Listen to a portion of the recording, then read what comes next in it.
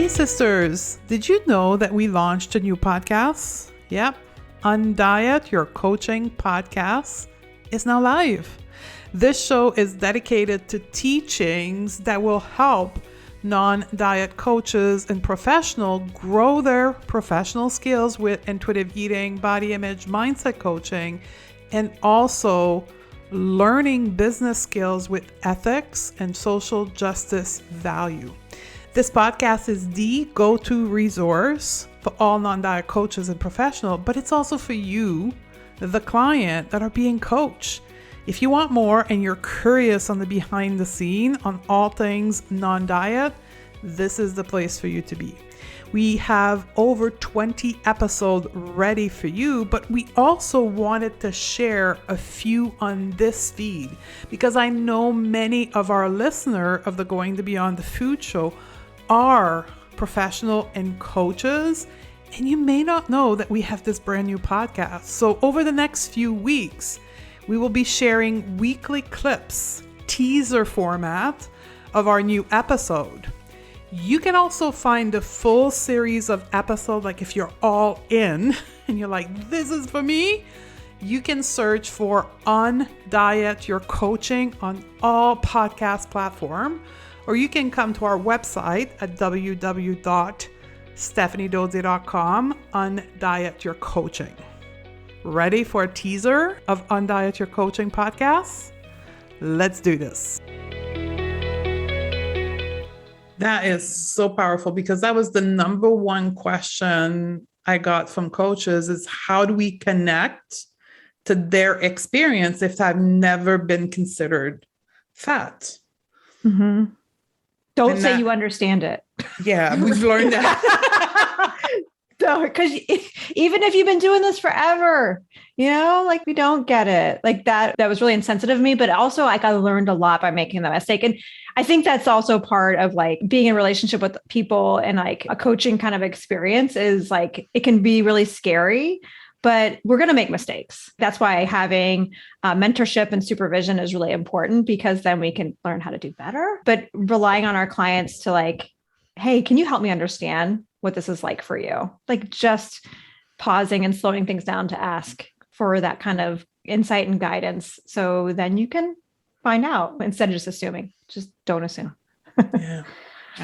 I was going to say too, like the other piece of it. And Julie, as you were telling that story, I was thinking of some of my own. And yeah, I think the other thing is too, well, first of all, like a lot of certainly dietitians, but I think in the health coaching field in particular, I'm assuming it's similar where a lot of them do have a lot of body privilege and people might be coming to work with you consciously or subconsciously because of the size of your body, because they may have internalized fat phobia, right? And so we can't help them unless we acknowledge and bring that to the table. And I'm thinking of an example of, back when I had first kind of doing more of the non-diet and the weight inclusive work. And the topic of like social media came up when we talked about diversifying feeds and stuff like that. And I had a list of people that I would send as like, oh, here are some recommendations.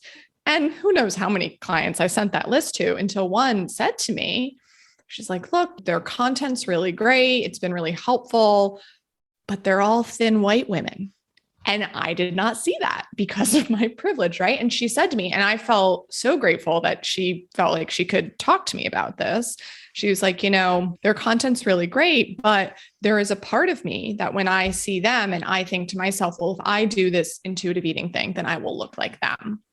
So like that is there, whether for her, it like came to consciousness as she was looking at this. I don't know if it was totally conscious before, but that's something that, I do hear that a lot from people. And so that can, maybe part of the reason they're coming to work with you and, part of what we can help them do if we understand thin privilege and like can acknowledge that. And like Julie said, like feel comfortable or at least like start to feel comfortable, like speaking about this, then we can really like help them dig into that more too.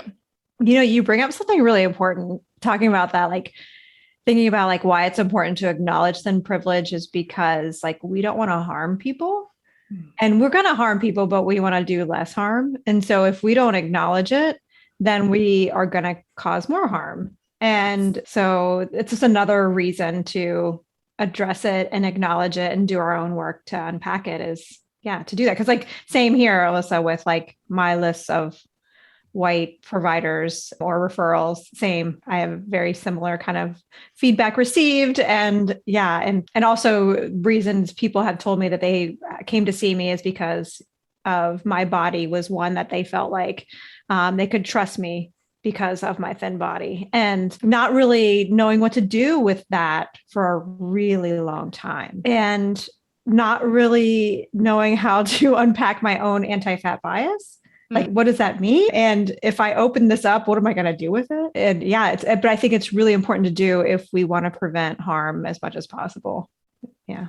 So what do we do with that? When a client say to us, like, I'm choosing to work with you, there's many providers, I'm choosing to work with you because I may lose weight, or I may end up looking like you because look, you're doing intuitive eating and you look like this. Yeah, my go-to has always been, ooh, tell me more about that. Because like there's like probably magical thinking and what I want to hear about the promises that they're hoping are going to happen based on how I appear. And what starts to happen then in the session is unpacking what my body in the room then. And I know that can be really scary as a coach, is like, how do I bring up my body? But having that, like, tell me more about that statement is going to bring up your body then. Yes. And if you don't want to be the one to bring it up, that statement will bring it up. But sometimes you have to be the one to bring it up.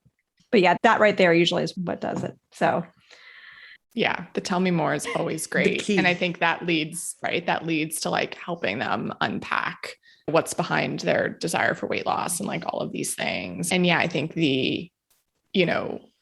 that usually gets there, but if not, like, yeah, you might have to call some attention to like, okay, I'm aware of the fact that I'm in a thin body and that you live in a different body. And like, what is that like for you? And how does that impact our work here together? And like actually having a conversation. And that's something that, again, I'm not necessarily having in like session one. There's like relationship building that has to happen. But yeah, I think that's something that's definitely really important to bring up if it's not coming up in sessions. Let's go to the power of words, because that's another big concern, discomfort. Like, what word do I use as a thin privilege coach or provider to talk about body? Any insight on that? Alyssa and I are both looking at each other. Who wants to go first? Who's going to go for this one? I know it depends. So you can go first, Alyssa. Yeah. I mean, I think that there's a difference in talking about groups of people and talking about an individual person's body. So when I talk about groups of people, and this has been something I've like, and language is always changing. So always just to say that first. And these are the things that, I am learning from people in fat bodies and like from the fat activists. Like that's who I'm going to like see like language, because that's right. That's them. That's not my identity. And so this was actually when I was writing my book last year, this was something that I spoke with one of my equity consultants with, Lindley Ashline, who actually speaks a lot. Lindley is a fat white woman, but she speaks a lot about thin privilege. And I asked her, I said, because I'd read something by Aubrey Gordon of Your Fat Friend, saying a piece in a Medium article by her saying like, just say fat. And I was saying to Lindley, like, what should I do? Because, I was using like larger body or higher weight. And it brought up this conversation about like, okay, if we say larger weight body or higher weight, larger than what? Higher than what? Like it's still in some ways centering the thin body. So, in speaking of groups of people, I use a balance, right? Because then Lindley said, well, if you're using fat, like everywhere, people who are still kind of like triggered by that, like that could be really challenging for them. So I ended up in my book, and I do this in like my writing and speaking and stuff. When I'm speaking about groups of people, I'll use both larger body or higher weight, but I also make sure I'm saying smaller body, lower weight. So it's not like centering thin as like the quote normal, but also using the word fat, because yes, there's been a lot of negative connotations that society has assigned to it. but it's not inherently a bad word. And many of the, people in the body liberation and fat acceptance space have been like reclaiming that word as an adjective to describe their body size, like taking back kind of the power from it, and using it can help to start to destigmatize it. So in groups of people, I'll use like a combination of those words and just continue to keep learning. But I think, when it comes to the individual, that's up to them to decide how they want to describe their body. And so again, I feel like that's, Julie, you might have some insight on this, but I think that's again, like a conversation to have with the person. Like I have some clients who have been in whether like the previous kind of like body positivity community or the fat acceptance community, and they've become more comfortable using fat to describe their bodies, but a lot of my clients have not. And so, that's just something, again, we talk about, because we never want to assume how someone identifies or like put a label on them.